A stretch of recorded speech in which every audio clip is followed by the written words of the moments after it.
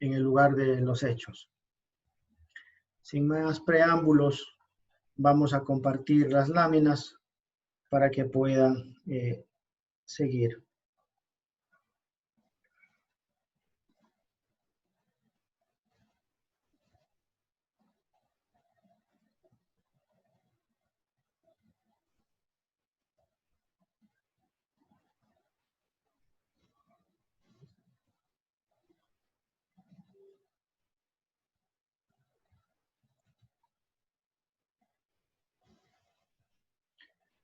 Bien, es muy importante en el lugar de los hechos el aislamiento y la preservación. Como primer respondiente, como agente de tránsito, al tomar procedimiento de un accidente de tránsito nos vamos a encontrar con diferentes escenarios. Un accidente de tránsito con daños materiales, un accidente de tránsito con heridos, con daños a la propiedad pública, a la propiedad privada. Diferentes escenarios y de ahí pues la tipología de accidente de tránsito, lo que conocemos en el reglamento, en el artículo 392, en el glosario de términos, diferentes tipos. ¿Sí?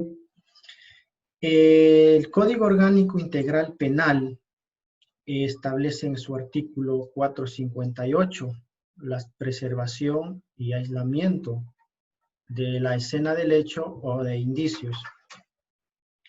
Es muy importante el agente de tránsito que tome esta iniciativa de preservar o de aislar, ya que los diferentes instituciones, sea Policía Nacional, Comisión de Tránsito, en sus diferentes competencias, gobiernos autónomos descentralizados, están obligados a tomar procedimiento en un accidente de tránsito.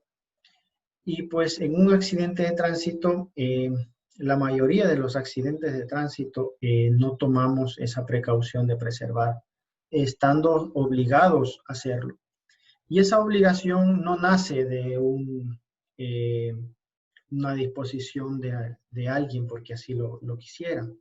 Eso pues lo está estipulado en una norma.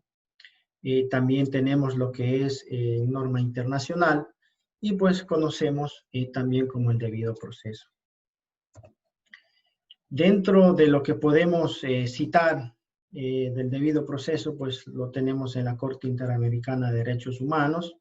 Dentro de lo que tenemos en los principios también lo establece en el COIP. También dentro de las resoluciones en la Fiscalía General del Estado, básicamente la resolución 073, en donde habla pues la preservación del lugar de los hechos. Partiendo pues de la norma constitucional, de la norma internacional y nos vamos infraconstitucional de manera armonizada, encontramos pues también la resolución 073 de la Fiscalía General del Estado que nos habla sobre la preservación del lugar de los hechos. Bien, al momento de aislar la escena o el lugar de los hechos, ¿sí? Tenemos que tener en cuenta la logística que nosotros contamos como agentes de tránsito. ¿Sí? Pues tenemos delineadores verticales, conos, tenemos tal vez una cinta, o quizás no contamos con nada. Contamos de pronto con un patrullero, contamos con una moto tipo policial, o a su vez pues estamos pedestres en una esquina dirigiendo el control y pues dando circulación vehicular y peatonal. Entonces, ahí el aislamiento. El aislamiento es separar las personas ajenas que no tienen nada que ver en el lugar de los hechos. Por lo general, pues tenemos personas curiosas, de pronto familiares, que ingresan a la escena y pues van a contaminar. ¿Sí?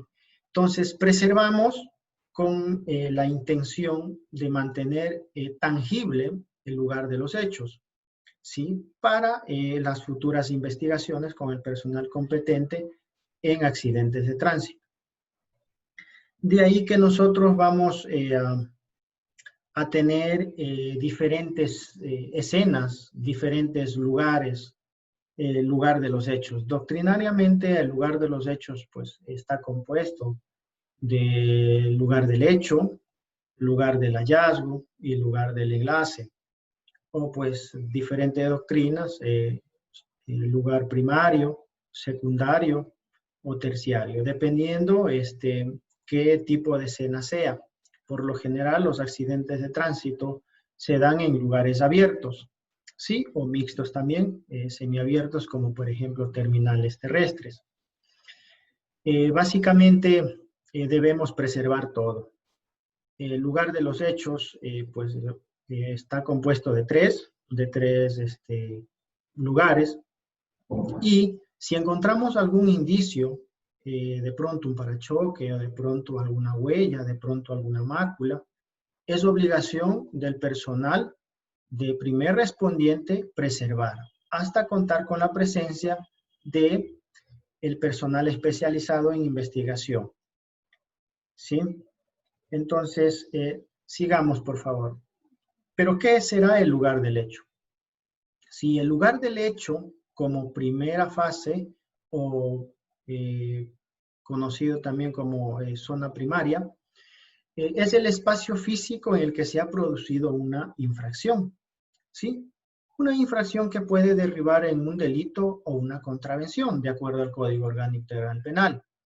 Sabemos pues que si de pronto los accidentes de tránsito son solo daños materiales, no superan los 2 salarios, estamos en una contravención, y que eso pues en lo posterior será elevado pues mediante una citación o mediante un parte policial de accidente de tránsito a un juez competente, y pues lo realizará en materia de procedimiento sumarísimo, procedimiento expedito, lo juzgará. En todo caso, eso ya depende de las autoridades. Como cuerpo auxiliar, como agente de tránsito, como agente de policía, es obligación de nosotros todo accidente, por más leve que sea, por así exista daños materiales al bien público o privado, peor aún si hay heridos, es obligación del primer respondiente preservar el lugar de los hechos. ¿Sí? Y está integrado por uno o varios espacios físicos. Ya habíamos hablado pues del lugar del hecho, lugar del enlace y lugar del hallazgo. ¿Sí? Y que constituye una potencial fuente de indicios. Ya habíamos hablado al inicio que el Código Orgánico Integral Penal, en su artículo 458, habla de la preservación del lugar del hecho de escena o de indicios. Entonces, todo indicio pues apunta a una evidencia, y esa evidencia pues lo podemos realizar de acuerdo a diferentes métodos, elevarlo a hipótesis, y esa hipótesis pues elevar a una teoría, y pues constituiríamos en un elemento de convicción en lo posterior el personal especializado en materia de investigación. ¿Sí? Y también es el inicio de la cadena de custodia, que más conocido en doctrina la garantía de origen. Entonces vemos que la cadena de custodia inicia en el lugar, en el espacio físico donde se produjo una infracción, un presunto hecho delictuoso, porque así lo estipula la norma. Y de manera técnica también es el espacio donde es una potencial fuente de indicios. Entonces, es en el lugar mismo donde se produce el accidente de tránsito que inicia la cadena de custodia. La cadena de custodia no inicia con el personal competente en materia de tránsito.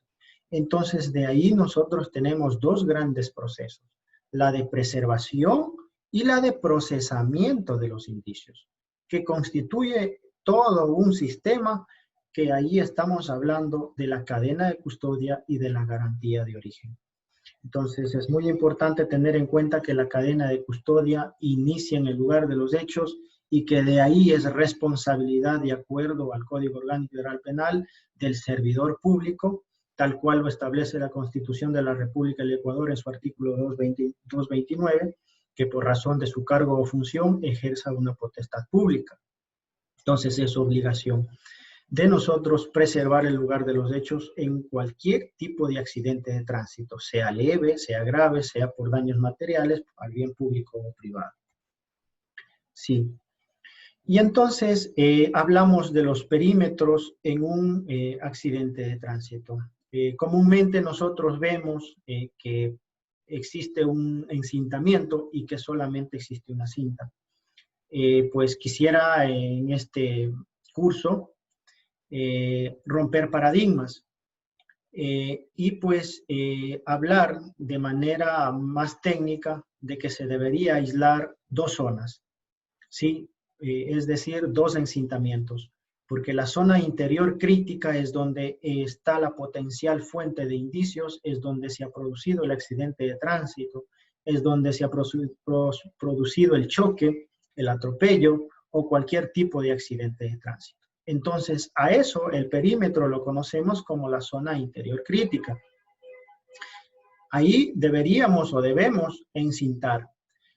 Es ahí donde en la zona interior crítica va a estar solamente el personal competente en materia de tránsito. Solamente el personal competente en materia de tránsito. No tiene por qué estar ninguna persona agente, ni el agente de tránsito como primer respondiente no puede estar en esa zona interior crítica, porque así lo establece el Código Orgánico Integral Penal y de las diferentes resoluciones que habíamos hablado, especialmente la resolución 073 de la Fiscalía General del Estado, y pues así lo habla también la literatura y la doctrina.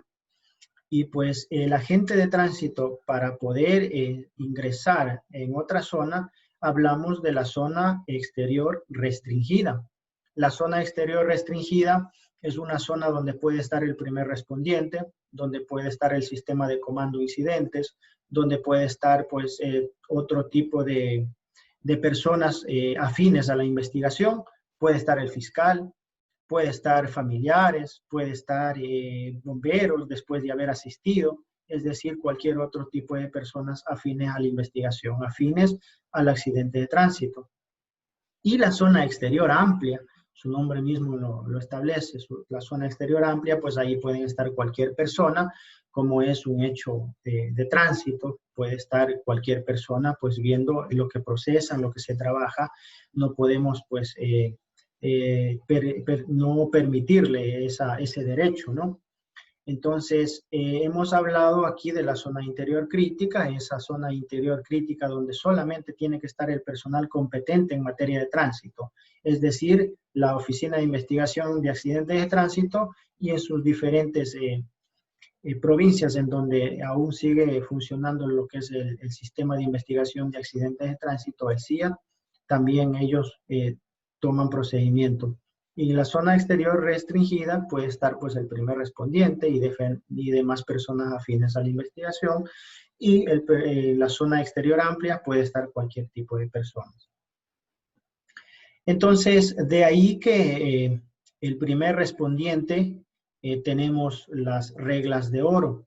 Tenemos básicamente 4 reglas de oro.